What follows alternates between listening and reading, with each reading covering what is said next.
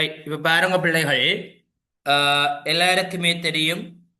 இந்த பகுதியொன்று வினாக்கள் எங்கள் எல்லாருக்குமே 40 வினாக்கள் வரும் பிள்ளைகள்.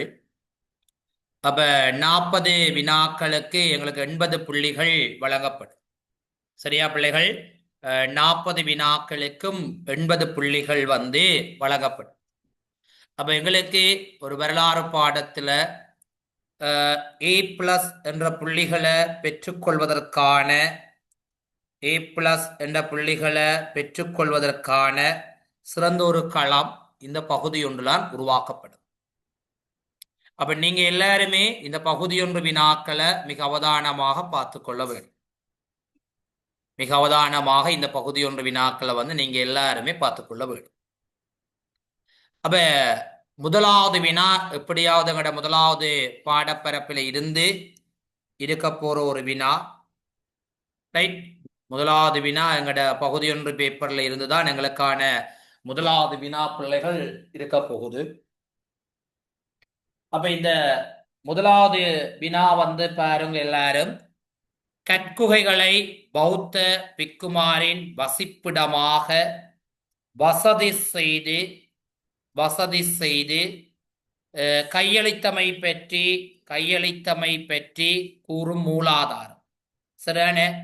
அப்ப உங்களுக்கு தெரியும், இலங்கையின் வரலாற்றில் இந்த பிக்குமார்களுக்கு தானம் அளிக்கின்ற வரலாறுகள் ஆரம்ப காலம் முதல், இன்று முதல் மாத்திரமல்லாது ஆரம்ப காலம் முதல் பிக்குமார்களுக்கு குகைகளை தானம் செய்கின்ற ஒரு வரலாறு காணப்பட்டு கொண்டிருக்கின்றது.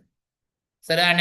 குகைகளை தானம் செய்கின்ற வரலாறுகள் பிள்ளைகள் காணப்பட்டு கொண்டிருக்கின்றது.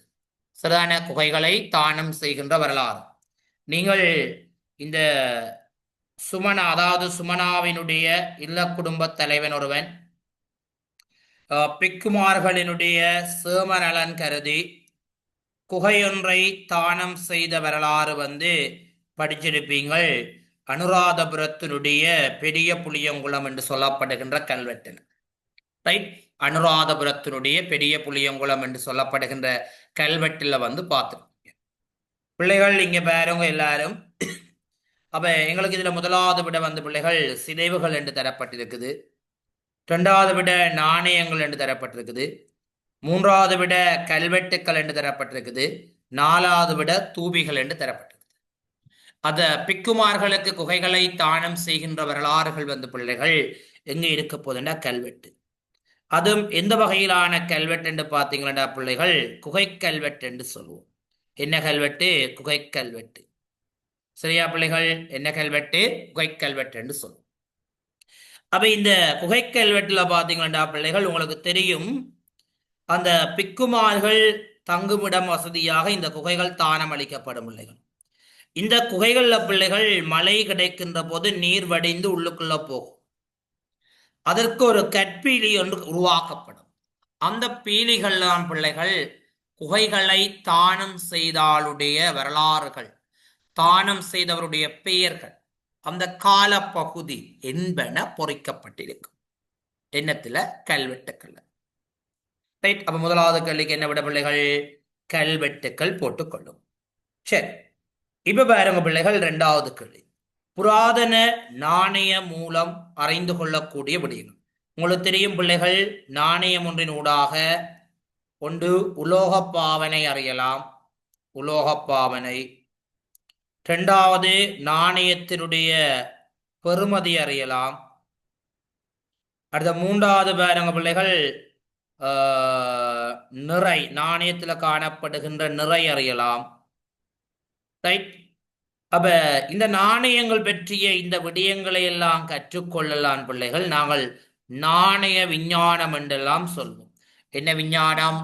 நாணய விஞ்ஞானம் என்று சொல்லி குறிப்பிடுவோம். அப்ப புராதன கால நாணயங்கள் பற்றி நாங்கள் இப்ப குறிப்பிட்ட விடயங்கள்ல இதுல ஒரு விடயம் இருக்கு பாருங்க, உலோக பாவனை. அப்ப புராதன கால நாணயத்தினூடாக அறிந்து கொள்ளக்கூடிய விடயம் என்ன பிள்ளைகள்? உலோக பாவனை.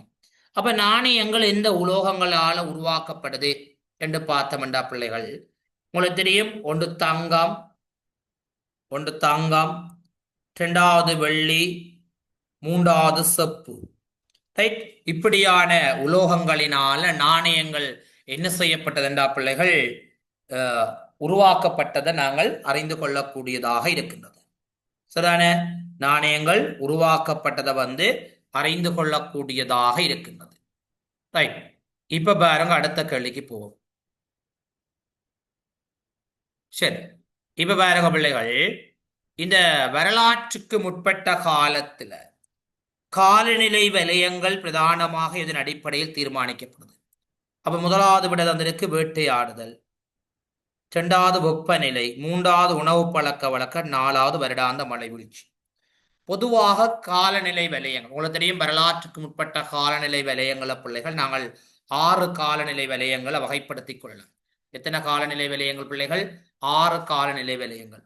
அதுல ஒன்று தெரியும் பிள்ளைகள் உங்களுக்கு, வரல் வலயம், இரண்டாவது அரைவரல் வலயம், அரைவரல் வலயம், மூன்றாவது தெரியும் தாழ்நில உலர் வலயம், தாழ்நில உலர் வலயம், அஞ்சாவது தெரியும் தாழ்நில இடை உலர் வலயம், தாழ்நில இடை உலர் வலயம், இடை உலர் வலயம், நாலாவது அஞ்சாவது தெரியும் மலைநாட்டு இடையுலர் வலயம், மலைநாட்டு இடையுலர் வலயம், ஆறாவதிரியும் ஈர வலயம். அப்ப இவையில் எல்லாம் வரலாற்றுக்கு முற்பட்ட கால மனிதன் வாழ்ந்த காலநிலை வலயங்கள். சில ஓ லெவல் எக்ஸாம், ஃபைனல் எக்ஸாம்ல இந்த கேள்வி வரலாம். ரைட். அப்ப வரல் வலயம், அரைவரல் வலயம், தாழ்நில உலர் வலயம், தாழ்நில இடையுலர் வலயம், மலைநாட்டு இடையுலர் வலயம், ஈர வலயம். அப்ப இந்த காலநிலை வலயங்கள் எல்லாம் எதை அடிப்படையாக கொண்டு தெரிவு செய்யும் பாருங்கோ. வருடாந்த மழை வீழ்ச்சியினுடைய வேறுபாடுகளை வச்சுக்கொண்டு, எதை வச்சுக்கொண்டு பிள்ளைகள்?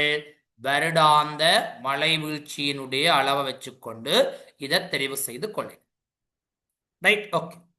அடுத்த விடயம் பாருங்க பிள்ளைகள், முன்வரலாற்று கால மக்கள் தமது அன்றாட வேலைகளை வினைத்திறனாக செய்யக்கூடிய நிலை உருவானமைக்கான காரணம்.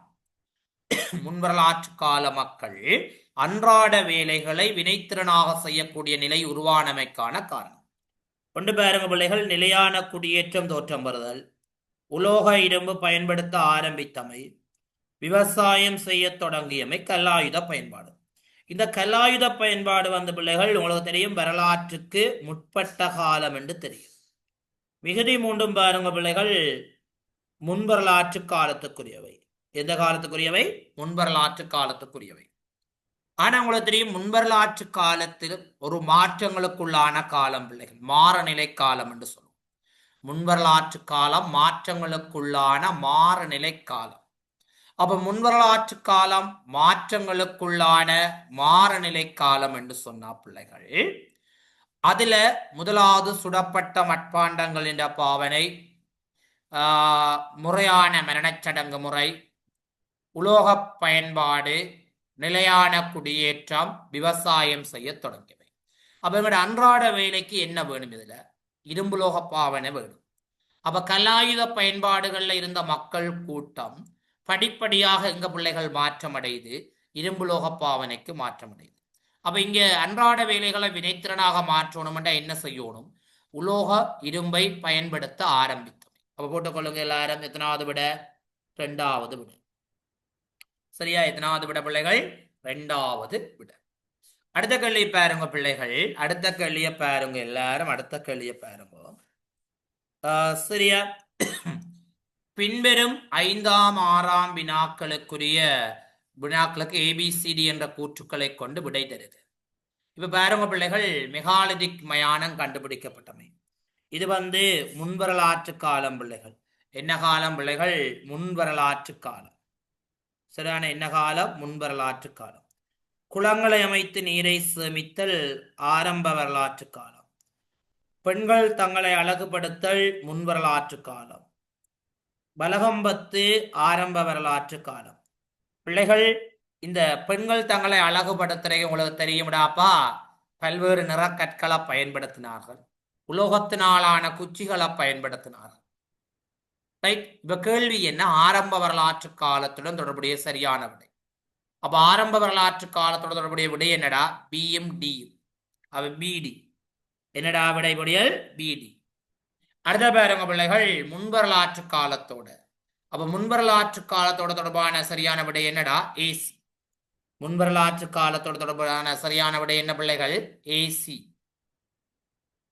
ரைட். அடுத்த வினா பாருங்க.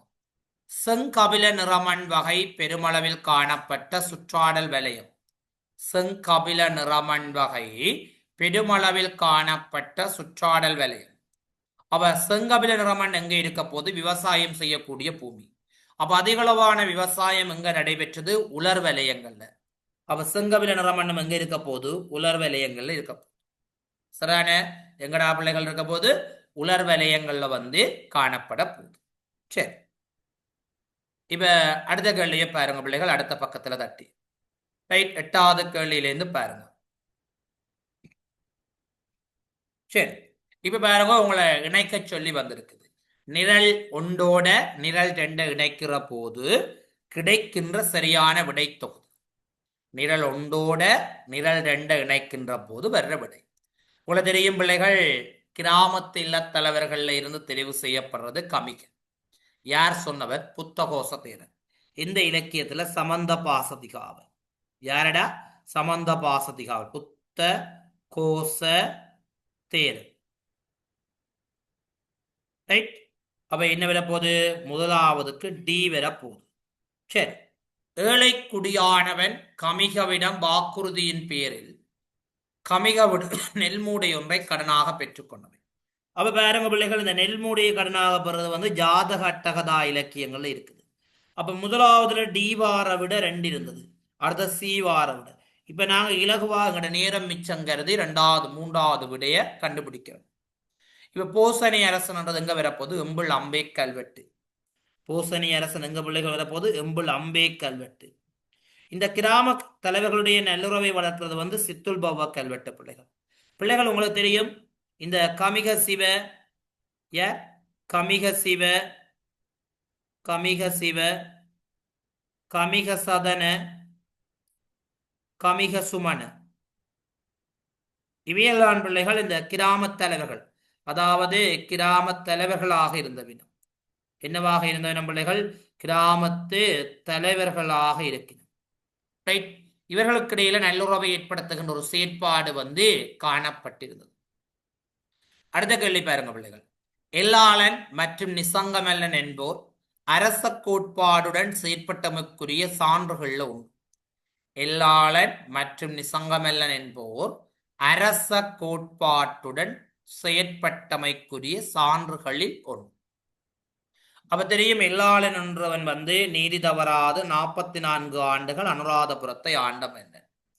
நிசங்கமல்லன் 9 ஆண்டுகள் புலனறுவை ஆண்ட மன்னன்.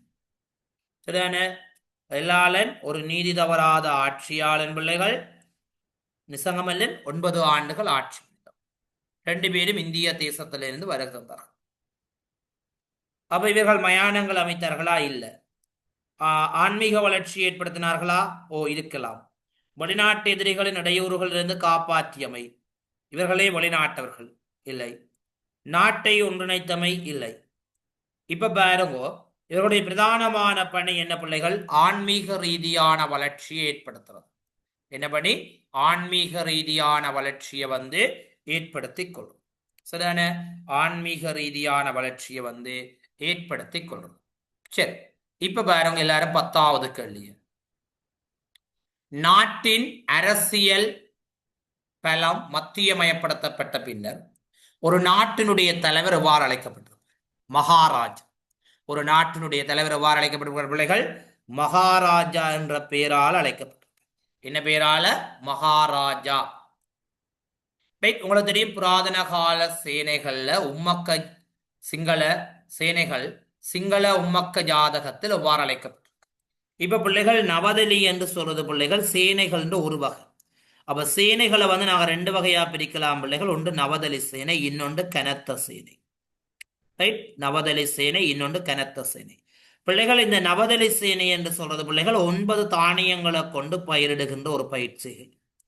கனத்த பயிற்சிகை என்று சொல்றது பிள்ளைகள் ஒரு முறை பயிரிட்டு குறித்த காலத்துக்கு பிறகு மீண்டும் பயிரிடுவது. சரியா? குறித்த காலத்துக்கு பிறகு மீண்டும் பயிரிடுகின்ற ஒரு இடம்தான் இந்த கனத்த பயிற்சிகை என்று சொல்லி குறிப்பிடும். பிள்ளைகள் இந்த கல்வெட்டுக்கள்ல வந்துதான் சேனைகளை பிள்ளைகள் பிட்டபிம் என்று சொல்லி குறிப்பிடுவினர். புத்சரண என்ற ஒரு இலக்கியம் இருக்கு பிள்ளைகள். இந்த இலக்கியத்துல பிள்ளைகள் சேனைய சகேன் என்று சொல்லுவோம். அப்ப கேள்விக்கு என்ன விட சேன். ரைட், கேள்விக்கு என்ன விட சேன். அடுத்த பிள்ளை பாருங்க, முதலாம் உபதிசம் என்னால உருவாக்கப்பட்ட பிரசவத்துக்கான வைத்தியசாலைகளை கல்வெட்டுக்கள் எப்படி சொல்வார்கள்? பிள்ளைகள், பிரசவ விடுதி வைத்தியசாலைகள் அமைத்த மன்னர்கள் 2 பேர். ஒன்று தெரியும், பண்டுகாவியன். அந்த பண்டுகாவியனுடைய பிரசவ விடுதிதான் பிள்ளைகள் இந்த சொத்திசாலா. என்ன பிள்ளைகள்? சொத்திசாலா, பண்டுகாவியன். அப்ப பிரசவ விடுதியில் ஒன்று பசவந்தி நாமசாலை. இது இலக்கிய மூலாதாரங்கள்ல சொல்லப்படுது. என்ன மூலாதாரம்? இலக்கிய மூலாதாரம்.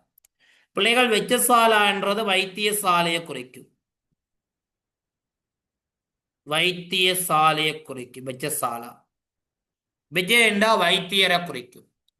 அப்ப திம்பிரிக்கு என்றது இந்த முதலாம் உபதிசமனால் அமைக்கப்பட்ட பசவந்தி நாமசாலை என்று சொல்லப்படுகின்ற பிரசவ விடுதிய கல்வெட்டுக்கள்ல சொல்றது. என்னத்துல சொல்றது? கல்வெட்டுக்கள்ல சொல்றதாம் பிள்ளைகள் திம்பிரிகை என்ற பெயரால் அழைக்கப்படுது. சரி, அடுத்த கேள்வியை பாருங்க பிள்ளைகள். கல்வியை வழங்குதல் மூலமும் கல்வியை பெற்றுக்கொள்வதன் மூலமும் எங்கள் புராதன சமூகத்தவரிடம் மரியாதை உணர்வு காணப்பட்டது என்னும் கவிதை இடம்பெறும் நூல். பிள்ளைகள் இங்க பாருங்க, ஜாதகாட்டகதா. இது ஏழை குடியானவனுக்கு நெல்மூடை வழங்குற விடயம் பற்றி சொல்லப்படுது. திரிபிடகம் மாத்தளை அழுவிகாரையில வைத்து வலகம்பா மன்னனால யாரால? வலகம்பா மன்னனால நூலுரு பெற்றது. அப்ப என்ன இலக்கியம்? லோகாபகார என்ற இலக்கியம். அப்ப விடைய என்ன பிள்ளைகள்? லோகோபகார. என்ன இலக்கியம்? லோகோபகார என்று சொல்லப்படுகின்ற ஒரு இலக்கியம். சரி, அப்ப பாருங்க பிள்ளைகள், அடுத்த விடயம் நாங்கள் அடுத்த 13வது வினாவுக்குள்ள 14வது வினாவுக்குள்ள போவோம். இப்ப பாருங்க, உங்களுக்கு ஒரு கூற்றொன்று தரப்பட்டு வினா கேட்கப்பட்டிருக்கிறது. ரைட், பின்வரும் ABCD கூற்றுக்களை கொண்டு 14ஆம் 15ஆம் வினாக்களுக்கு விடை தருகிறது. இப்ப உங்களுக்கு குளம் என்ற ஒரு உறுப்பு இருக்கு பிள்ளைகள். இப்ப சாதாரணமாக இப்படி ஒரு குளம் ஒன்று இருக்குன்னு ஒரு கற்பனை பண்ணி கொள்வோம். ரைட், இப்படி ஒரு குளம் ஒன்று இருக்குது. ரைட், இப்படி குளங்கள் காணப்படுது. ரைட், இது கால்வாய், இது கலிங்கல், இது கலிங்கல் தொட்டி, இது சுருங்கை. ரைட், இது உள்ளுக்குள்ள அலைதாங்கி. சரி, ரைட். இப்ப முதலாவது பாருங்க, குளங்களின் மேல் மட்டத்தில் அலைகள் ஏற்படும் போது அழுத்தத்தால் அணைக்கட்டு அரிப்புருவ தடுத்தல் என்னடா? அலைதாங்கி. என்ன தாங்கி பிள்ளைகள்? அலைதாங்கி. எங்க இருக்குது? இந்த இருக்குது. குளத்தில் கால்வாய்க்கு நீரை திறந்து விடுதல். இந்த பாருங்க கலிங்கம். இந்த இருக்குது. இது என்னது? கலிங்கம். சரி, மழைக்காலத்து குளத்தின் நீருக்கு சேரவில்லை ஈரக்கலிங்கள். ஈரக்கலிங்கள் பிள்ளைகள், இந்த ஈரக்கலிங்கள் எங்க இருக்க போது? இந்த கலிங்கல் தொட்டியோடு இருக்க போது. என்ன இருக்க போது? கலிங்கல் தொட்டியோடு. பாரிய நீர்ப்பரப்பை தாங்கிக் கொள்ள என்ன பிள்ளைகள்? குளக்கட்டு. என்ன பிள்ளைகள்? குளக்கட்டு. இங்க பாருங்க, இதான் குளக்கட்டு. இங்கே ரைட், இது என்ன பிள்ளைகள்? குளக்கட்டு. கேள்வி என்ன பிள்ளைகள்? பின்வருவனற்றில் ஈரக்கலிங்களின் பயன்பாடு. அப்ப ஈரக்கலிங்களோட பயன்பாடு என்ன பிள்ளைகள்? மழைக்காலத்தில் குளத்தில் சேரும் நீரை வெளியேற்றும். அப்ப எத்தனாவது விட? சி என்ற விடை. எத்தனாவது விட பிள்ளைகள்? சி என்று சொல்லப்படுகின்ற விடை. சரியான என்ன விடை? சி என்று சொல்லப்படுகின்ற விடை. ரைட், அடுத்த கேள்வியை பாருங்க பிள்ளைகள். பின்வரும் அலைதாங்கிய. அலைதாங்கியது முதலாவது ஏ என்ற விடயம். என்ன அலைதாங்கி என்றது? என்ன பிள்ளைகள்? ஏ என்று சொல்லப்படுகின்ற விடயம். ரைட், அலைதாங்கி என்ன பிள்ளைகள்? ஏ என்று சொல்லப்படுகின்ற விடயம். இன்னும் பார்த்த நீங்கள். சரி, இப்ப பாருங்க பிள்ளைகள், நாங்கள் அடுத்த 16வது 17வது 18வது கேள்வியை பார்ப்போம். அப்ப நிரலோட நாங்க தொடர்புபடுத்த போறோம் பிள்ளைகள். அப்ப நாங்கள் ஏற்கனவே இந்த விஷயம் பார்த்திருக்கிறோம் முன்னுக்கும். அப்ப இலகுவா வேகமாக பார்க்கலாம். அவ முதலாம் உபதிசம் என்ன செய்தவன் பிள்ளைகள்? பசவந்தி நாமசாலை என்ற வைத்தியசாலை. அப்ப முதலாவதுல பி வார விட பாருங்க பிள்ளைகள், இந்த 2வது ஒன்றிலையும் 3வதுலையும் வந்திருக்குது. புத்ததாச மன்னன் என்ன செய்தவன்? வைத்தியசாலைகள் அமைத்தல். அப்ப 2வதுல டி வரணும். அப்ப எங்க வருது? 2வதுல வரப்போகுது. பொருத்தி பாவம் சரியா வருதாண்டு. 4ஆம் மகிந்தன் வைத்தியசாலைக்கான வசதிகளை செய்து கொடுத்தல். ரைட், ஓகே, குட், சரி. ஏ. அடுத்த காய்ச்சலால. இந்த 4ஆம் காசியப்பனால் அமைக்கப்பட்ட வைத்தியசாலைக்கு என்ன பேர்? காய்ச்சலால் பிடிக்கப்பட்ட வைத்தியசாலை. உபசக்க உபசக்க ரோகநாச. உபசக்க ரோகநாச. ரைட். அப்ப உபசக்க ரோகநாஸ். அப்ப எத்தனாவது விட பிள்ளைகள்? 2வது விட. சரி, அடுத்த கேள்வியை பாருங்க பிள்ளைகள். தொல்பொருட்களில் வடித்தல் முறை பயன்படுத்தப்பட்டமைக்கான ஓர் உதாரணத்தை குறிப்பிடுக.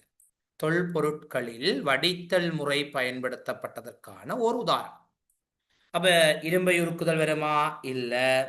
மலசுல கொடுத்த கழிவு வரும். சாக்கடை தொகுதி வரும். அழுக்கு நீரை வெளியில் விசை கொடுத்தது. சரி, ஆனால் இந்த மூன்றிலையும் தொல்பொருட்கள்ல வடித்தல் முறைக்கு வரும். அப்ப வடித்தல் முறை என்றது மலசல கூடம். என்ன கூடம் பிள்ளைகள்? மலசல கூடம். உங்களுக்கு தெரியும், பானை, ஒரு பானைக்கு மேல இன்னொரு பானைகளாக அடுக்கிட்டு நீர் வடித்தல் முறைமை காணப்படும். எங்க காணப்பட்டதென்றால் ஆலாகன பிரிவனாவில இந்த வடித்தல் முறைமை காணப்படும். எங்க பிள்ளைகள்? ஆலாகன பிரிவனாவில காணப்படும். அடுத்த கேள்வியை பாருங்க. பின்வருவனவற்றுள் பெண்களின் பிரதித்துவம் பற்றிய சரியான கூற்று. கல்வி அறிவை வழங்குவது பெற்றோரின் கடமை. ரசவாகி. பிள்ளைகள், கல்வி அறிவை வழங்குவது பெற்றோரின் கடமை, சரி. ஆனா இந்த இலக்கியம் பிள்ளை. இது என்ன? சகசுவத்து பகரண என்ற இலக்கியத்துல விகார மகாதேவி பற்றி சகசுவத்து பகரண சொல்லுது. இதுவும் பிழை. எந்த இலக்கியம் சொல்லுது? ரசவாகினி என்ற இலக்கியம் சொல்லுது. கல்வி அறிவில சிறந்து விளங்கிய பெண்கள் மதுபாட்சிகா. வெரி குட், சரி. சாலியமனின் மனைவி அசோகமாலா நிசங்கமல் என்ற மாளிகையில. புல என்ன? யாருடைய மாளிகையில? துட்டகை முனுவின் மாளிகையில. பிள்ளைகள், இதான் உங்களுக்கு தெரியணும். அதாவது மாமாவை தன்னுடைய வசப்படுத்திக் கொள்வதற்காக, இனத்துக்காக, தன்னுடைய கணவனுக்கு அரசுரிமையை பெற்றுக் கொடுப்பதற்காக இந்த சாலியகுமாரனுடைய மனைவி அசோகமாலா சுவையான உணவுகளை சமைத்து வழங்கினோம். Right, okay done. அப்ப பாருங்க பிள்ளைகள், நாங்கள் இனி அடுத்த வினாவுக்குள்ள போறோம். விட உங்களுக்கு தெரியும், 3வது விட. சரியான? கல்வி அறிவில சிறந்து விளங்கிய பெண். ரைட், 19வது கேள்வியிலிருந்து பாருங்க. 19வது கேள்வியிலிருந்து பாருங்க. பின்வரும் அரசனுக்கு சொந்தமான நிலப்பயிர்கள் பயிரிடுவதற்கு நிலத்தில பயிர் செய்வதற்காக செலுத்தப்படுகின்ற வரி. பிள்ளைகள், உங்களுக்கு கெதியடை என்று சொன்னா தெரியும் பிள்ளைகள். சேனை இருக்குதான, சேனை பயிர் செய்கை. இந்த சேனை பயிர் செய்கையில நீக்கப்பட்ட ஒரு வரி. எந்த பயிர் செய்கையில? சேனை பயிர் செய்கை. யார் அதை நீக்கினது? நிசங்கமல்ல. யார் பிள்ளைகள் நீக்கினது? நிசங்கமல்ல மன்னன் தான் இந்த சேனை பயிர் செய்கையில இந்த வரிமுறையை நீக்கினது. நிசங்கமல்ல மன்னன். நிசங்கமல்ல மன்னன். மதுர மஞ்சக்கு. உங்களுக்கு தெரியும் பிள்ளைகள், சிறு வாய்க்கால்கள்ல மீன் பிடித்தல். சிறு வாய்க்கால்ல மீன் பிடித்தல். அப்ப இது நாங்க என்ன வரி என்று சொல்லுவோம்? மீன் வரி என்று சொல்லுவோம். ரைட். போயக்கபதி. இது அரசனுக்கு சொந்தமான நிலங்கள்ல வரி செய்வோருக்காக அளவிடப்படுகின்ற வரி. தக்கபதி குளங்கள்ல இருந்து நீரை பெற்றுக் கொள்வதற்காக. அப்ப இது நீர்வரி, இது நிலவரி. அப்ப கேள்விக்குரிய விட என்ன? 2வது விட போஜக்கப்பதி. சரி, அடுத்த கேள்வியை பாருங்க பிள்ளைகள். பின்வரும் புராதன கால மக்கள் பழங்காலம் தொட்டு கஞ்சியை உணவாக உட்கொண்டமைக்கான காரணம். உண்மையாகவே எங்களோட வாழ்வியல்ல கஞ்சி பல்வேறு தேவைகளுக்கு நாங்கள் பயன்படுத்திக் கொள்வோம். என்ன தேவைகளுக்கு பிள்ளைகள்? பல்வேறு தேவைகளுக்கு நாங்கள் கஞ்சியை பயன்படுத்திக் கொள்வோம். ரைட். அப்ப அந்த கஞ்சியினுடைய தேவை பாருங்க விஷ்ணு. சரி, நீங்க போட்டுக்கொள்ள விட சரி. பல்வேறு தேவைகளுக்கு பயன்படுத்துவோம். நோய் தேவைகளுக்கு பயன்படுத்துவோம். சுவையான கஞ்சிகளை சமைத்து சாப்பிடுவோம். ஆனாலும் எப்படித்தான் சாப்பிட்டாலும் எங்களோட உணவு சமிபாடு அடையக்கூடியது. கஞ்சி இலகுவாக சமிபாடு அடையக்கூடிய ஒரு உணவு. அப்ப அதனாலதான் புராதன கால மக்கள் பழங்காலம் தொட்டு கஞ்சியை பயன்படுத்தி கொண்டு. அடுத்த கூற்ற பெறுவோம். ஏ பி கூற்றுக்களை அவதானித்து 21ஆம் வினாக்கு தருக. முதலாம் விஜயபாகு நாட்டை ஒன்றுபடுத்தும் நோக்கில் தம்பதனியாவை தலைநகராக மாற்றினார். முதலாம் விஜயபாகுவோ? இல்ல. மூன்றாம் விஜயபாகு. எத்தனாம் விஜயபாகு பிள்ளைகள்? மூன்றாம் விஜயபாகு. புவனேகபாகு ஆதிபதன் ஜாப்பகுவா மலை குன்றில் கோட்டை அமைத்தான். இவன் ஜாப்பகுவாவிலேயோ இல்ல, எங்க? கோவிந்த மலையில. எந்த மலை? கோவிந்த மலையில. அப்ப ரெண்டு கூற்றும் என்னடா? பிள்ளை. ரெண்டு கூற்றும் பிள்ளை. சரியான? ரெண்டு கூற்றும் பிள்ளை என்ன? எத்தனாவது விடை இருக்கு பாருங்க. ஏயும் பியும் உண்மையானவை. பிள்ளை. ஏ உண்மையானது, பி பொய்யானது, அந்த விடையும் வராது. அடுத்து ஏயும் பியும் பொய்யானவை. அப்ப எத்தனாவது விட வரப்போது பிள்ளைகள்? மூன்றாவது விட. எத்தனாவது விட? மூன்றாவது விட. ஏயும் பியும் பொய்யானவை. சரி, இப்ப பாருங்க பிள்ளைகள், நாங்கள் அடுத்த கேள்விக்குள்ள போறோம். எத்தனாவது கேள்வி? 22வது கேள்விக்குள்ள போறோம்.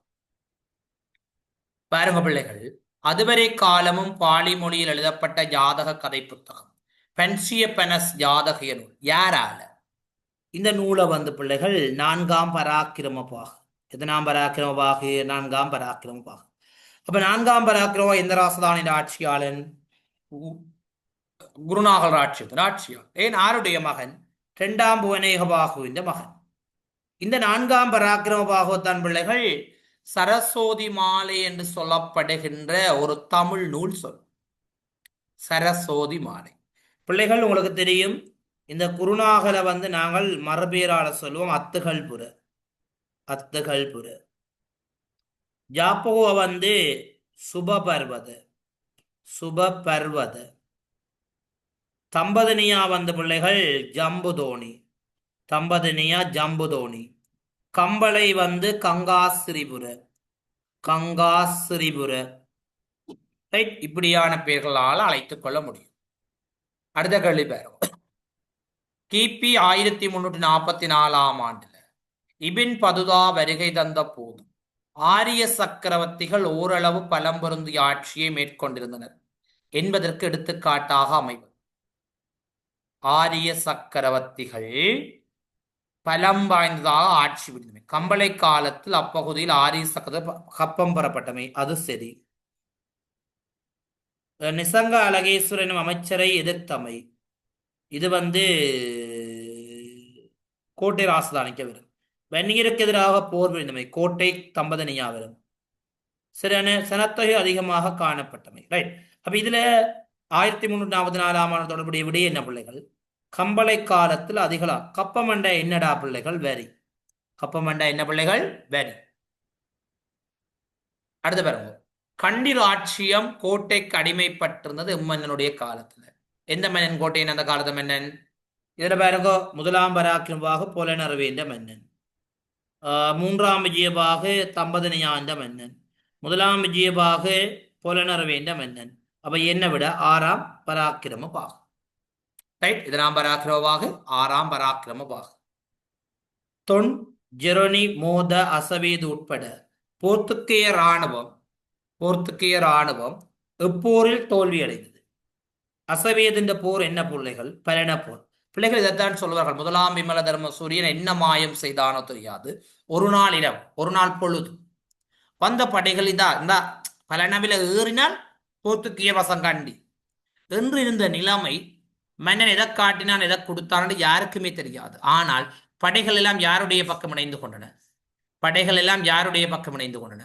முதலாம் விமல தர்ம சூரியன் பக்கம் இணைந்து கொண்டது. ரைட். அப்ப தந்துரை போர் எப்பயப்பா நடைபெற்றது? 1594ஆம் ஆண்டு. ரந்தனிவல போர் 1630ஆம் ஆண்டு. கண்ணரவ 1638ஆம் ஆண்டு. பலன 1602ஆம் ஆண்டு. ரைட். அப்ப கேள்விக்குரிய விட பலன. இந்த அசவீதான் பிள்ளைகள் உங்களுக்கு தெரியணும். 1597ஆம் ஆண்டு கோட்டை காலத்தின் எதிர்காலம் பற்றிய ஒரு கலந்துரையாடலை மேற்கொண்டவன் எங்கே என்றா மெல்வானையில இதைத்தான் மெல்வானை ஒப்பந்தம் என்று சொல்லி குறிப்பிடுவார். சரியான? என்ன ஒப்பந்தம் என்று குறிப்பிடுவார்கள்? மெல்வானை ஒப்பந்தம் என்று சொல்லி குறிப்பிடுவார்கள். Right, okay. இப்ப பாருங்க, எல்லாரும் 26வது கேள்வியிலிருந்து பார்க்க. நாங்கள் 10ஆம் ஆண்டு வரையிலான கேள்வி பார்த்திருக்கிறோம். இனி பாருங்க பிள்ளைகள், 11ஆம் ஆண்டு கேள்வி பார்க்க போறோம். கைத்தொழில் புரட்சி காரணமாக முதலாளித்துவ பொருளாதாரம் உலகமெங்கும் வேகமாக பரவியது. காரணமாக முயற்சியாளர்கள் ஒன்றிணைத்து மேற்கொண்ட நடவடிக்கைகள் ஒன்று. அப்ப முயற்சியாளர்கள் எல்லாரும் சேர்ந்து ஒன்றிணைத்தது என்னடா? வர்த்தக கம்பெனிகளை உருவாக்கு. என்ன வர்த்தக கம்பெனிகள்? கூட்டு வர்த்தக கம்பெனிகள். அதுதான் என்னவாக மாறுது? பல்தேசிய வர்த்தக கம்பெனிகளாக மாறுது. ரைட். அப்ப எல்லாரும் ஒன்றிணைத்து என்ன செய்ய போயினோம்டா, முதலாளித்துவ பொருளாதார முறை உலகமெங்கும் வேகமாக பரவுகிற போது முயற்சியாளர்கள் ஒன்றிணைத்து ஒரு வர்த்தக கம்பெனிகளை உருவாக்கி கொள்ளினோம். ரைட். அப்ப கூட்டு வர்த்தக கம்பெனிகள் உருவாக்கப்படும். பிள்ளைகள் இங்க பாருங்க, அடுத்த கேள்வி. அலெக்சாண்டர் கிரகம்பல் என்னத்த பிள்ளைகள் கண்டுபிடித்தவர்? தொலைபேசி. எதை கண்டுபிடித்தவர்? தொலைபேசி. ஜோன் லோகி பேயாட் தொலைக்காட்சி.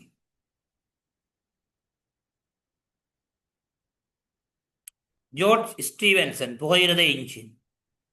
புகையிரத என்ஜின். மார்க்கோனி வானொலி. டெம்லர் மோட்டார் வண்டி. இதுல பாருங்க பிள்ளைகள், இது ரெண்டும் தொடர்பாடல். இதுவும் தொடர்பாடல். பாருங்க, இந்த மூன்றும் தொடர்பாடல் துறை. இது ரெண்டும் போக்குவரத்து. கேள்வி என்ன? மேலே பெயர் குறிப்பிட்டவர்களில் போக்குவரத்து துறையுடன் தொடர்புடையது. அப்ப சியும் ஈயும் பாருங்க, எல்லாரும் சியும் ஈயும் போக்குவரத்து துறையோட தொடர்புடையவர்கள். எந்த துறை பிள்ளைகள்? போக்குவரத்து துறையோட தொடர்புடையவர்கள். ரைட். இப்ப பாருங்க பிள்ளைகள், 28வது கேள்வியை பார்ப்போம். ஆங்கிலேயர் அரசுக்கும் பொதுமக்களுக்கும் இடையில் தொடர்புக்குரிய ஏதுவான கோல்புரூக் யாப்பு சீர்திருத்தம் எது? கொண்டு பாருங்க பிள்ளைகள், சட்டவாக்க கழகத்தில் உத்தியோக சார்பற்றோர் எண்ணிக்கை குறைதல். இது அந்த பிரச்சனையை ஏற்படுத்தாது. புதிய நீதிமன்றம் ஒன்றை ஆரம்பித்து இது ஒல்லாந்த நீதிமன்ற முறையை மீண்டும் தாபிக்கணும். கிராமத்துல பொது செயற்பாடுகளை மேற்கொண்ட கிராம சபைகள் இல்லாத ஒழிக்கப்படுவே. ஓகே.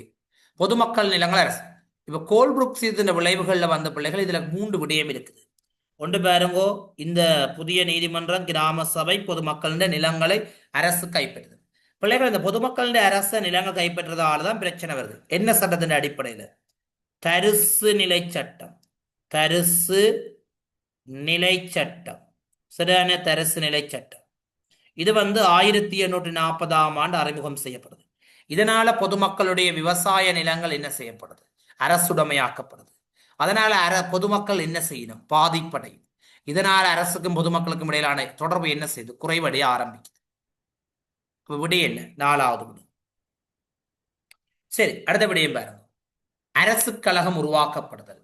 நிர்வாக ஜனாதிபதி ஒருவரை நியமித்தல். உங்களுக்கு தெரியும், அரசு கழகம் என்றது பிள்ளைகள் எல்லாருக்கும் தெரியும். டொனமூர் அரசியல் ஜாப். ஜனாதிபதி முறைமை முதலாம் குடியரசு யாப்புல பேரளவு ஜனாதிபதியும், 2ஆம் குடியரசு யாப்புல நிறைவேற்று அதிகாரம் கொண்ட ஜனாதிபதியும் தோற்றுவிக்கப்படுது. மாகாண ரீதியிலான தேர்தல் முறைமை மெனிங் டெவென்சியல் அரசியல் ஜாப்புல உருவாகுது. கட்டாய ராஜகாரிய முறைமை இல்லாதொழிக்கப்படுது. கோல்புரூக். சர்வேன வாக்குரிமை டொனமூர். சட்டவாக் கழகம், சட்ட நிர்வாக கழகம் தோற்றம் பெறுதல் கோல்புரூக். இப்ப பாருங்க, எந்தெந்த அரசியல் ஜாப்புக்கள் இங்க காட்டப்பட்டிருக்கு. சரிதானே? இப்ப கேள்வி என்ன? டொனமூர் அரசியல் ஜாப்பு சீர்திருத்தம் தொடர்பான விடயம். அப்ப டொனமூர் அரசியல் ஜாப்பு சீர்திருத்தம் இங்க என்ன பிள்ளைகள் இருக்குது?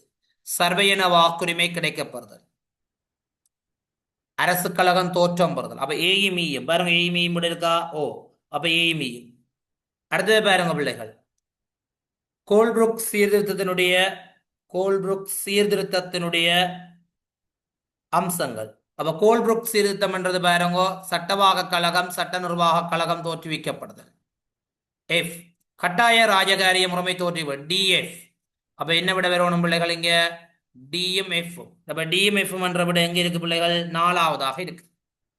சரிதானே? டிஎம் எஃப் எத்தனாவதா இருக்கு பிள்ளைகள்? 4வது விடையாக இருக்கு. சரி, இப்ப பாருங்க பிள்ளைகள், நாங்கள் அடுத்த 31வது 32வது கேள்வியை பார்க்க போறோம். கூற்று ஏபிசிடியை வச்சுக்கொண்டு 31 32க்கு விட காணும். அப்ப பிரதித்துவம் என்றையில் வரையும் இல்லை பிள்ளைகள். உங்களுக்கு தெரியும், இது அமெரிக்க சுதந்திர போராட்டம். அமெரிக்க சுதந்திர போராட்டம். டென்னிஸ் மைதான உறுதிமொழி பிரான்சிய புரட்சி. நாணய அரசு பிரான்சிய புரட்சி. வர்த்தகம் தாய்நாடு அமெரிக்க புரட்சி. கேள்வி என்ன பிள்ளைகள்? பிரான்சிய புரட்சி தொடர்புடைய. பியும் சியும் உண்மையானவை.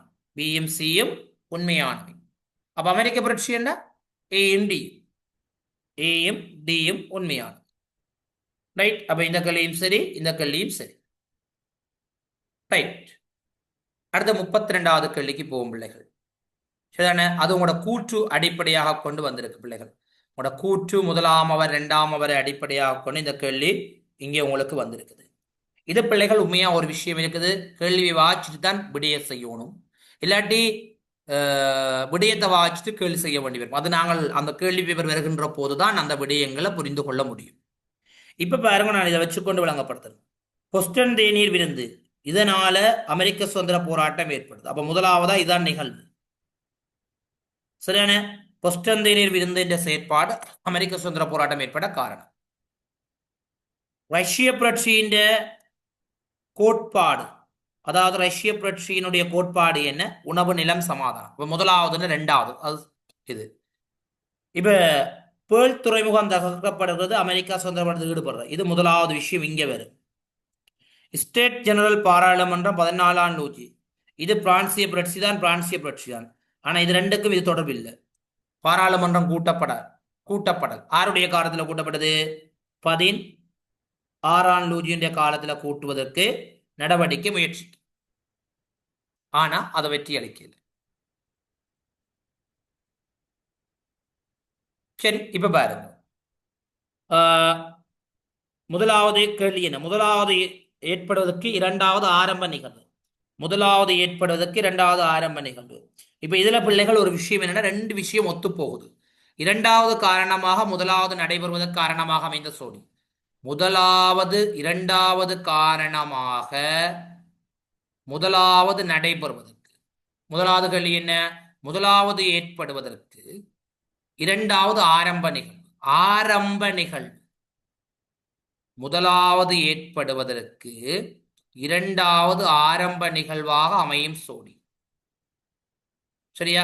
இதுல கேள்வியில ஒரு மயக்கம் இருக்கிறபடியா நாங்கள் ரெண்டு விடைகளை கொடுக்கலாம். எப்படி? முதலாவது கேள்விக்கு நாங்கள் ஏ என்னும் கொடுக்கலாம் அல்லது சி என்னும் கொடுக்கலாம். எந்த ஒரு பிரச்சனையும் இல்லை. அதே மாதிரி இரண்டாவது காரணமாக முதலாவது நடைபெறுவதற்கு காரணமாக அமைந்தது. இரண்டாவது காரணமாக முதலாவது நடைபெறுவது, அதுக்கும் நாங்கள் ஏயும் கொடுக்கலாம், சியும் கொடுக்கலாம். என்ன சொன்னா அது ரெண்டும் ஒரு மயக்கமாக ஒரே மாதிரியான கேள்வி வந்துட்டு ஒன்றும் செய்யலாது. கொஞ்சம் கேள்வி திருவிழா வந்திருக்கணும், அது ஒரே மாதிரி வந்தபடியா நீங்கள் எப்படி விட போட்டாலும் அந்த கேள்விக்குரிய விடையும் சரி. முதலாவதுக்கும் இரண்டாவதுக்கும் இடையில் எந்தவித தொடர்பும் காட்டாத சோடியன், அது நேரடியாக சொல்லுவோம் டிஎன். இரண்டாவது விடையும் சொல்லுவோம் டிஎன். நீங்கள் இப்படியும் சிந்திக்கலாம் பிள்ளைகள். இப்ப சார், உணவு, நிலம், சமாதானம், ரஷ்ய புரட்சி முதலாவது ஏற்படுது. ரஷ்ய புரட்சி ஏற்படுவதற்கு இரண்டாவது ஆரம்ப நிகழ்வு என்று சொல்லிடாது. இரண்டாவது ரஷ்ய புரட்சியின் கோஷம்.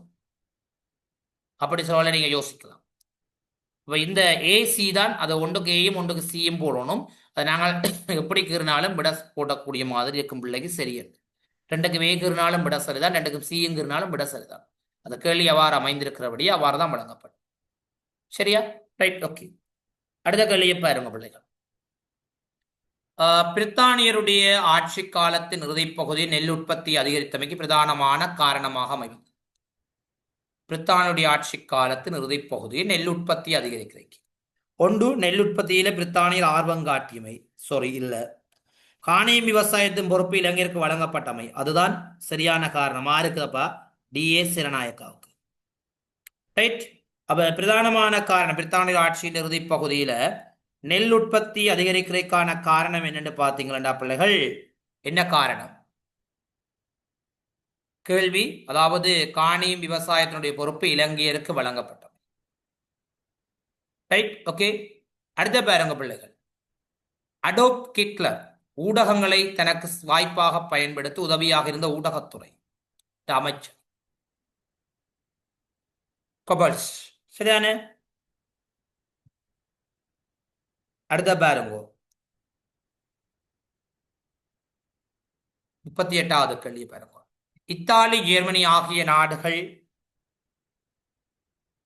தேசியவாதத்தில் காணக்கூடிய விசேட அம்சம். ரெண்டு பேரும் எப்படி இருக்க போயிடும்? ஒரே நாட்டில் ஒரே இனத்தவர்கள் மட்டுமே வாழ வேண்டும் என்பதனை ஏற்றுக்கொண்டவர். சரிதானே? ஒரே நாட்டில் ஒரே இனத்தவர்கள் மட்டுமே வாழ வேண்டும் என்ற கொள்கையை கொண்டவர்களால் இந்த இத்தாலி ஜெர்மனிய நாட்டை சார்ந்தவர். ரைட். அடுத்த கேள்வி பாருங்க. பிரதித்துவம் இன்றையில் வரையும் இல்லை. உங்களுக்கு தெரியும் இந்த எந்த புரட்சியின் சுலோகம்? அமெரிக்க சுதந்திர போராட்டத்தினுடைய சுலோகம். ரஷ்ய புரட்சி தெரியும். நிலம் உணவு சமாதானம். நிலம் உணவு சமாதானம். பிரான்சிய புரட்சி சுதந்திரம் சமத்துவம் சகோதரத்துவம். ரைட். அடுத்த பாருங்க பிள்ளைகள். சர்வதேச சமாதானத்துக்கும் பாதுகாப்புக்கும் அச்சுறுத்தலாக அமையும் மோதல்கள் குறித்து ஆராய்ந்து அவற்றை சமாதானமாக தீர்ப்பதற்கான சிபாரசுகளை முன்வைக்கின்ற ஐக்கிய நாடுகள் சபையின் கூறியனடா பொதுச்சபை. ரைட். ஓகே. அப்ப பாருங்க பிள்ளைகள், நாங்கள் 40 வினாக்களை இதுல முழுமையாக என்ன செய்திருக்கிறோம் என்று சொன்னா பார்த்தது சரிதானே? எத்தனை வினாக்கள்? 40 வினாக்களை நாங்கள் முழுமையாக என்ன செய்திருக்கிறோம் என்று சொன்னால் பார்த்திருக்கிறோம் பிள்ளைகள். ரைட். ஓகே. அப்ப எங்களுக்கு பகுதி 1 நாங்கள் நிறைவு செய்திருக்கிறோம் பிள்ளைகள். எங்களுக்கு இதில் இருக்க வேண்டியது பகுதி 2ல் ஒரு வினா, உலக மகாயுத்தம் தொடர்பான ஒரு விடயவர்கள் பார்த்து விட்டோம் என்று சொன்னால் எங்களோட செயலமர்வின் செயற்பாடுகள் முழுமையாக நிறைவு பெற்றுக்கொள்ளும்.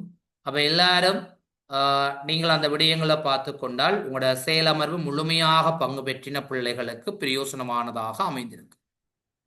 இப்ப பாருங்க, இதுல 2 வினா கட்டமைப்பு இருக்கிறபடியே நான் அதுல ஒரு வினா கட்டமைப்பு மட்டும்தான் இதுல உங்களுக்கு சொல்லித்தர போறேன். பாருங்க, இந்த 2ஆம் உலக மகாயுத்தம் தொடர்பான விடயம் பிள்ளைகள். 1ஆம் உலக போருக்கு பின்னர் உலக சமாதானத்துக்காக அமைக்கப்பட்ட ஒரு அமையம். அவ உங்களுக்கு தெரியும், 1ஆம் உலக போருக்கு பிறகு இறுதியில உருவாக்கப்பட்ட அமைப்பு சர்வதேச சங்கம்.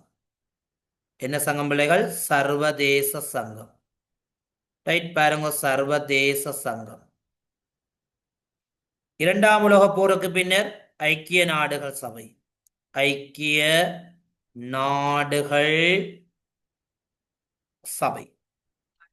ரைட். இஸ்ரேலின் ரகசிய உளவு சேவை என்ன? மொசாட். என்ன பிள்ளைகள்?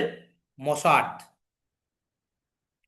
இஸ்ரேலினுடைய ரகசிய உளவு சேவையின் பேர். சரியா? இஸ்ரேலின் ரகசிய சேவையின் உளவு சேவையின் பேர் என்ன பிள்ளைகள்? மொசாட். அடுத்த பாருங்க பிள்ளைகள், 2வது உலகப் போருக்கு பின்னர் முதலாளித்துவ தரப்புக்கு தலைமை அளித்த நாடு. அப்ப தெரியும் உங்களுக்கு, முதலாளித்துவ தலைமை அமெரிக்கா, அடுத்த ஜப்பான், இங்கிலாந்து.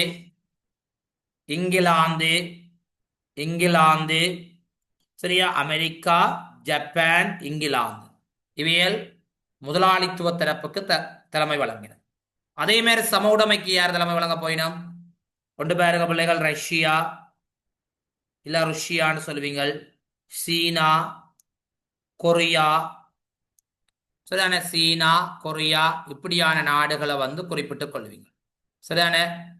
ரைட். சரிதானே? அப்ப இந்த நாடுகளை குறிப்பிட்டுக் கொள்வீங்க. சரி. அடுத்த பாருங்க பிள்ளைகள், 2வது உலகப் போருக்கு பின்னர் 2 தசாப்தங்களில் 2 வல்லரசு நாடுகள் ஒன்றுக்கு ஒன்று எதிராக ஆயுதம் ஏந்திய போராட்டத்திலும் நேரடியாக ஈடுபடாத போதிலும் அவற்றுக்கிடையே தகராறு இருந்தவை எடுத்துக்காட்டும் நிகழ்வுகள். பிள்ளைகள், உங்களுக்கு தெரியும் என்னென்ன நிகழ்வுகள் என்று சொன்னா, ஒன்று வளைகுடா நெருக்கடி, கியூபா ஏவுகணை பிரச்சனை.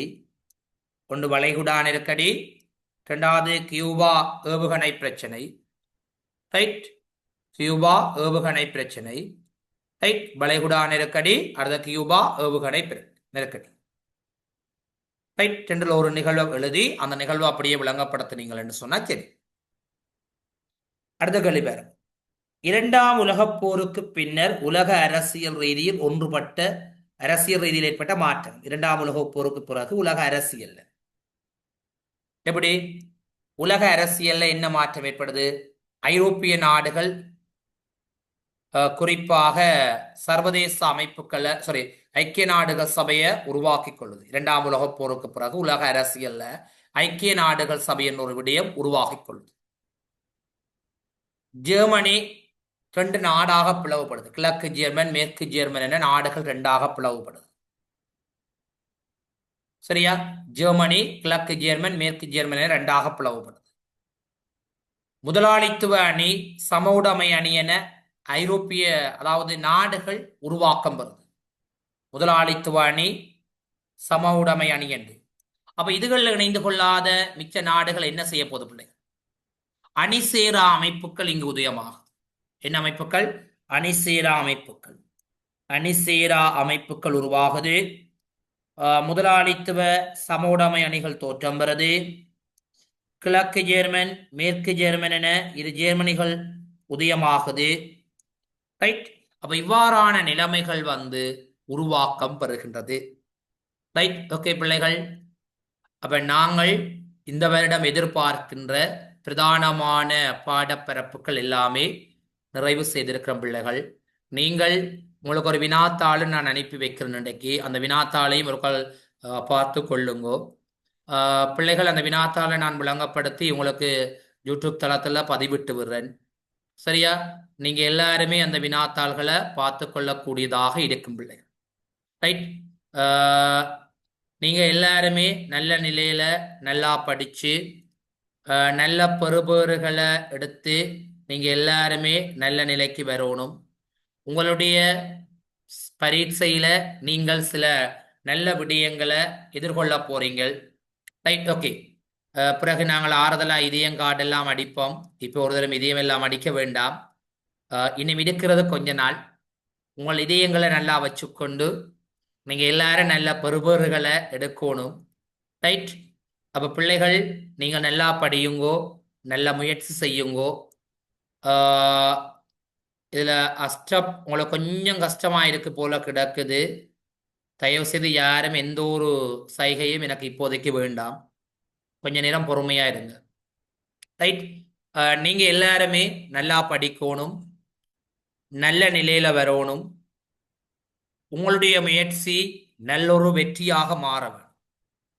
ரைட் பிள்ளைகள், உங்களுடைய முயற்சிகள் உங்களுக்கான ஒரு அடித்தளமாக இருக்க வேண்டும் பிள்ளைகள். முயற்சிகள் உங்களுடைய வெற்றிகள் உங்களுடைய பயணங்கள் சரியான முறையில் அமையப்பெற வேண்டும். நாங்கள் முயற்சிப்பது ஒரு இலக்குக்காக. அந்த இலக்கு பல நாட்கள் அல்ல, இன்னும் இருப்பது ஒரு குறுகிய நாட்கள், குறுகிய நேரங்கள். உங்களுக்கு விரல் விட்டு எண்ணினா கூட இன்னும் 8 நாட்கள்லாம் இருக்கின்றது. அப்ப நாங்கள் இந்த நாட்கள்ல எங்களுக்கு கிடைக்கின்ற ஒவ்வொரு நேரங்களையும் ஒவ்வொரு சந்தர்ப்பங்களையும் சரியான முறையில பயன்படுத்தி எங்களுடைய வெற்றிக்கான தரமான ஒரு பயணத்தை ஆரம்பித்திருக்கிறோம். அந்த பயணம் இவ்வளவு 11 வருடங்களும் நாம பெற்ற விடயங்களை இறுதியாக எழுதி தீர்க்க போகின்ற ஒவ்வொரு நாட்கள் 9 நாட்கள் எங்களுக்கு இருக்கின்றது. ஒவ்வொரு நாட்களும் ஒவ்வொரு விதமான பயிற்சிகள். அப்ப இந்த இலக்கை நாங்கள் சரியான முறையில் அடைந்து எங்களுடைய எதிர்பார்ப்புகள் எங்கள் எல்லாருக்குமே இருக்கு. நாம் எதை அடைய போகும், எந்த துறையை நாங்கள் தெரிவு செய்ய போகின்றோம், எங்களுடைய பயணம் எதை நோக்கி நகரப் போகின்றோம். அந்த பயணத்துக்கேற்ப உங்களுடைய பெற்றோர்கள் இவ்வளவு நாட்களும் உங்களுக்காக நேரங்களை ஒதுக்கி உங்களுக்காக ஒவ்வொரு அர்ப்பணிப்புகளையும் தியாகங்களையும் உங்களுக்காக செய்திருப்பார்கள். அந்த தியாகம் கனவுகள் நனவுகளாக வேணும். அவர்களின் எண்ணங்கள் சிந்தனைகள் உயர்வடைய உங்களுடைய வெற்றிகள் அவர்களுக்கு ஒரு சிறந்த கனியாக அமைய வேணும். நீங்கள் சிறந்த பெறுபேறுகளை பெற்றுக்கொள்ள வேண்டும் என்பது என்னுடைய வேண்டுகோள். நீங்கள் பரீட்சைக்கு மாணவர்கள் செல்கின்ற போது மிக அவதானம். உங்களுடைய தேசிய அடையாள அட்டை ஒரு முறைக்கு பல முறை அதனை தயார்படுத்தி வைத்துக் கொள்ள வேண்டும். உங்களுடைய பரீட்சைக்கான அனுமதி அட்டை, இந்த இரண்டையும் பிள்ளைகள் நீங்கள் சரிபார்த்து கொள்ள வேண்டும். நீங்க பரீட்சை மண்டபத்துக்கு செல்கின்ற போது 2 நீலப்பேனை, 2 கருத்தப்பேனை, பென்சில், அலி, அடிமட்டம், இவற்றை ஒரு ரப்பர் பேண்ட் இட்டு போட்டு வச்சுக்கொள்ளும். நீங்கள் பரீட்சை மண்டபத்துக்கு குறைந்தது அரை மணத்தியாலத்துக்கு முதல் நீங்கள் பரீட்சை மண்டபத்துக்கு செல்ல வேணும் பிள்ளைகள்.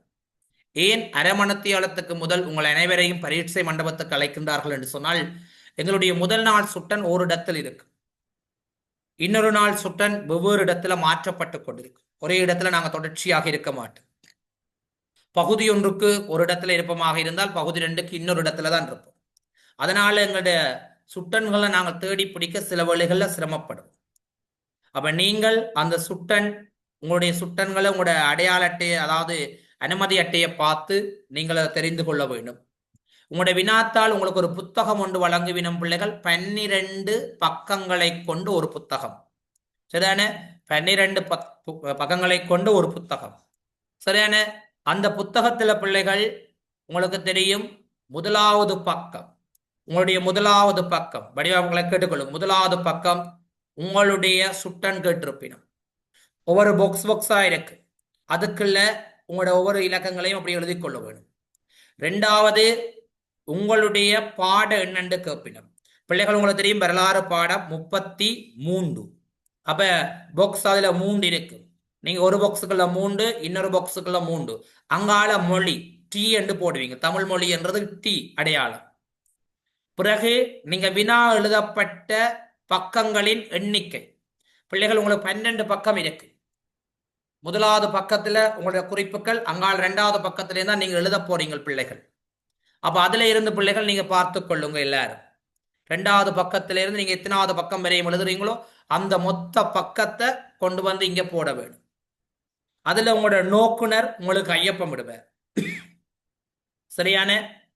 அப்ப இந்த விடயங்களை முதலாவது பக்கத்துல கவனமாக பல முறை பார்த்து கொள்ளுங்கள். 2வது பக்கம் தட்ட போறீங்க பிள்ளைகள். அங்க மேல உங்களுக்கு முதலாவது வினா எண், பக்க எண், உங்களோட சுட்டன், இவ்வளவு வந்து அங்க கேட்கப்பட்டிருக்கு. பிள்ளைகள் வினா எண்ணு கேட்கப்படுற இடத்துல நீங்கள் எத்தனாவது வினா எடுக்கிறீங்களோ அந்த வினா எண்ணை மேல இடுவது. நீங்கள் 7வது வினாதான் ஃபர்ஸ்டா எடுக்கிறீங்களேன்னு அந்த வினா எண்ணில 7வது வினா எண்ணு எழுதுறது. பக்க எண்ணுன்றது பிள்ளைகள் அது உங்களுக்கு 2வது பக்கம். அப்ப பக்க எண் 2 போட போறோம். உங்களோட சுட்டெண்ணை எல்லா பக்கத்திலையும் நீங்கள் இட போறீங்க பிள்ளைகள். நீங்கள் எக்ஸாம் எழுதி கொண்டு போறீங்கள், பக்கம் 2வதுல ஒரு விட எழுத இடம் காணாது, அந்த கோட்டுகள் எழுதலாம் என்று தயவு செய்து எழுதிடாதீர்கள். சில வேளைகள் உங்களோட புள்ளிகளை இழக்க நேரிடலாம். அந்த பாக்ஸ் மாதிரி ஒரு அடையாளம் வழங்கப்பட்டிருக்கும், அதை விட்டு வெளியில உங்களோட எழுத்துக்கள் போகாத அளவுக்கு இயன்றளவு முயற்சித்துக் கொள்ளுங்கள். அங்கால இருக்கிற பக்கத்துல உங்களோட ஒரு எழுத்து போயிட்டு, சரி ஒரு எழுத்து தான், அதை கொண்டு போய் எழுதலாமோன்னு யோசிக்காங்க, எழுதுங்க, அது எந்த ஒரு பிரச்சனையும் இல்லை. சரி 7வது கேள்வி முடிஞ்சு, அங்கால ஒரு 2 வரையில முடிஞ்சு. அப்ப 8வது வினாவை நாங்கள் எங்க தொடங்குறது? 3வது பக்கத்துல, அடுத்த பக்கம். நீங்க 2, 3 போட்டிருக்கீங்க, அடுத்த 4வது பக்கத்துல தொடங்க போறீங்க. அதுல நீங்க எத்தனாவது வினா எடுக்கிறீங்களோ அதை எழுதி கொள்ளுங்க பிள்ளைகள். தெளிவாக எழுதி கொள்ளுங்கள், வெட்டி கொத்தி எழுதாதீங்க தயவு செய்து. பேப்பர் திருத்துகின்ற போது ஒரு ஆசிரியனுக்கு அந்த பேப்பரை பார்த்த உடனே ஆசை வரும்.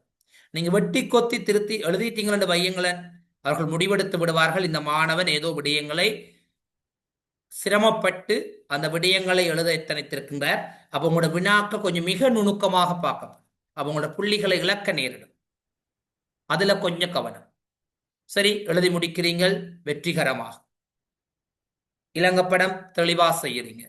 பென்சிலால தயவு செய்து யாரும் குறித்து விட்டு வந்துடாதீர்கள், பேனையால குறியுங்கள். உலகப்படம் குறிக்கிறீங்க. உங்களுக்கான வினாத்தாள் வழங்கப்பட்ட உடனே அந்த வினாக்கள்ல உங்களுக்கு தெரிஞ்ச வினாக்கள் எல்லாத்தையும் வாசிச்சு அந்த வினாத்தாள்லயே உங்களுக்கு சரியான விடைகள் எழுதி கொள்ளுங்க பிள்ளைங்க. நீங்க செய்து பாருங்க, 3 மணித்தியால எக்ஸாம் செகண்ட் பார்ட் நீங்க குறைந்தது 2.5 மணித்தியாலத்துல நிறைவு செய்வீங்க. இந்த முறையில நீங்க சரியாக பின்பற்றின பகுதி 1 அரை மணித்தியாலம் நீங்க சரியான விடையை வாசிச்சு கீற போறீங்க. மிகுதி அரை மணித்தியால உங்களுக்கான வழங்கப்பட்ட ஒரு ஆன்சர் சீட் இருக்கும் பிள்ளைகள், அதுல மிக நுணுக்கம் பிள்ளைகள் கீறுகின்ற போது அவதானமாக கீறப்பட வேண்டும். பரீட்சை முடிந்தவுடன் அடுத்த சக மாணவர்களுடன் டிஸ்கஸ் பண்ணாதீங்க. டேய் நீங்க என்ன விட போட்டு நான் என்ன விட போட்டா இந்த பஸ் பாட்டை திருத்தி பாம்பு வேண்டாம். உங்களுக்கு அப்படி தேவையா? நீங்க செய்த பஸ் பாட் கேள்வி முடிஞ்ச பிறகு என்ன அனுப்புங்க, அதை பிறகு யோசி. ஆனால் நீங்கள் டிஸ்கஸ் பண்ணாதீர்கள். உங்களுடைய விடைத்தாள் எக்ஸாம் முடிந்தவுடன் அதை தூக்கி கொண்டு போய் அடுத்த இடத்துல வச்சுட்டு அடுத்த நாள் எக்ஸாம் வேலையை மட்டும் யோசி. எக்ஸாம் முடிஞ்சு விட்டு போறீங்களா? போய் சாப்பிட்டீங்களா, கொஞ்ச நேரம் படுத்து ரெஸ்ட் எடுத்துங்க, திருப்பி எழுந்திருந்து அடுத்த பாடத்தை பற்றி யோசி. நடந்து முடிந்த போன பஸ்ஸுக்கு அடுத்த கை காட்டக்கூடாது. போனா போனதான் பஸ், அது திருப்பி பிடிக்க இயலாது. அடுத்த பஸ்ஸில் நான் எப்படி ஏறலாம் என்றதை தான் யோசி. இதுதான் எங்களுடைய போட்டி எக்ஸாம். நல்ல நிதானமா ஒரு முறைக்கு இருமுறை வினாத்தாள்களை வாசியுங்கள். பல முறை வாசித்தாலும் எந்த ஒரு நட்டமும் இல்லை. பிள்ளைகள், பொறுமை, நிதானம், மனதை தளம்ப விடாமல், உங்களுடைய வெற்றி ஒரு இலக்க நோக்கியது. அந்த இலக்குக்காக நீங்கள் அனைவரும் சிறப்பான முறையில் பயணியுங்கள். உங்கள் வெற்றி இன்றையல்ல, நாளையல்ல, என்றும் வெற்றியாளனாக நீங்க மாறுவீர்கள். இன்று மட்டுமல்ல, என்றும் உங்களுடைய ஒரு ஆசானாக உங்களுக்கு நல்ல ஒரு தேவை. ஏதாவது இடர்கள் ஏற்படுகின்ற போது, பரீட்சை இடர்கள் ஏற்படுகின்ற போது, ஏதாவது பெற்றுக்கொள்ள வேண்டுமென்றால் நீங்கள் குறும் செய்திகளை பகிர்ந்து கொள்ளுங்கள், நான் தகவலை பகிர்ந்து கொள்ளுவேன். நீங்கள் நல்ல நிலையில நல்ல பரீட்சை எழுதி உங்களோட பேப்பர் எழுதி முடிந்தவுடன் நீங்கள் நான் உங்களோட தகவல்களை பெற்றுக்கொள்கிறேன். ரைட், நீங்க நல்ல நிலையில எல்லாரும் பரீட்சை எழுதி நல்ல பெறுபர்களை பெற்று உயர்தரத்தை தெரிவு செய்து நல்ல நிலைக்கு இருக்க. இவ்வளவு நாட்களும் என்னிடம் கல்வி கற்று கிட்டத்தட்ட 1.5 வருஷமாக கல்வி கற்றுக் கொண்டிருக்கின்ற மாணவர்களும் இருக்கின்றீர்கள். குறித்த காலம் கல்வி கற்றுக் கொண்டிருக்கின்ற மாணவர்களும் இருக்கின்றீர்கள். எல்லாரும் நல்ல பயணத்துல நல்ல வெற்றியை நோக்கி பயணிக்க என்னுடைய, அதாவது உங்கள் வரலாற்று ஆசான் என்ற வகையில் நான் உங்கள் அனைவரையும் என்னுடைய பிள்ளைகளாக உங்களை ஆசீர்வதித்து நீங்கள் நல்ல வெற்றி பெற மனமார்ந்த வாழ்த்துக்கள். என்றும் நீங்கள் நல்லவர்களாகவும் நல்ல இந்த உலகத்தின் நல்ல மனிதர்களாகவும் வாழ இறைவன் பிரார்த்தித்துக் கொண்டு உங்களிடமிருந்து விடைபெற்றுக் கொள்கிறேன். நீங்கள் ஏதாவது கருத்துக்கள் பகிர வேண்டுமாக இருந்தால் நீங்கள் குரூப்ல பகிர்ந்து கொள்ளலாம், அல்லது இந்த கிளாஸ் இந்த மெசேஞ்சர்ல நீங்க பகிர்ந்து கொள்ள முடியும்.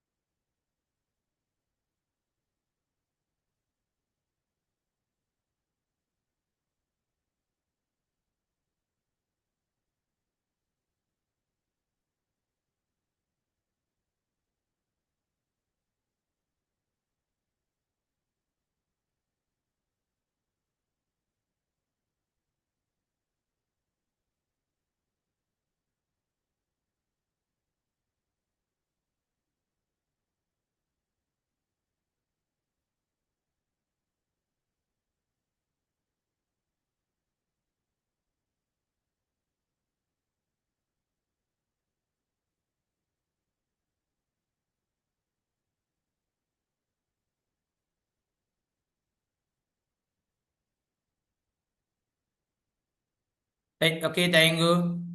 Okay, bye, good night.